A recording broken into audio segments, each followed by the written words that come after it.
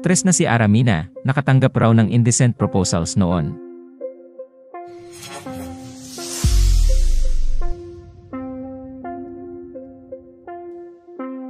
Ibinahagi ng aktres na si Aramina na nagkaroon raw siya ng stalker.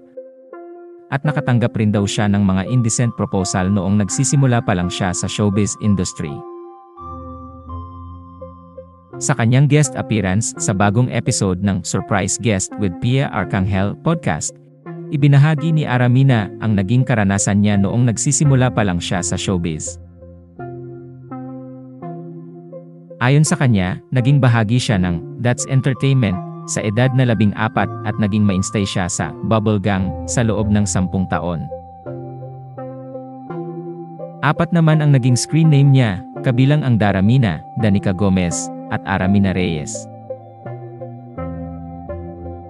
Ibinahagi ng aktres ang pagkakataon na nangamba raw siya sa kanyang seguridad nang magkaroon siya ng stalker noon. Sinabi din niya na nakatanggap din daw siya noon ng mga indecent proposal. Anya, I remember nagkaroon lang ako ng stalker. Nagkaroon ako ng mga suitors na, as in talagang mga.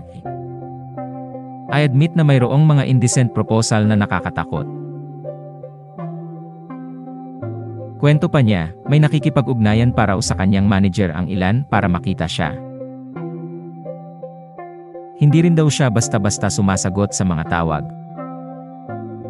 One time sa manager ko may kumontak din eh. Parang, nag-meet na po ba kayo ni Ara? Ganyan-ganyan. Parang, inaaway ng manager ko. Kasi, di ba, parang may mga weird eh. Parang feeling nila kaya nilang bilhin lahat. Hindi rin kasi ako masyado sumasagot ng phone pag hindi ko kilala. Pero pag kunwari na-encounter ko na meet at parang iba yung dating, umiiwas na ako. And may mga bantay ako. Importante. Ilan yung bantay mo? 2. Okay. 2 lang naman.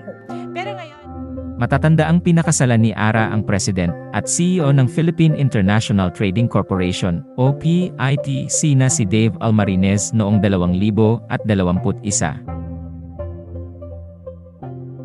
Ayon sa aktres, ikinasal siya sa edad na 42 at going 3 years na sila ni Dave sa June.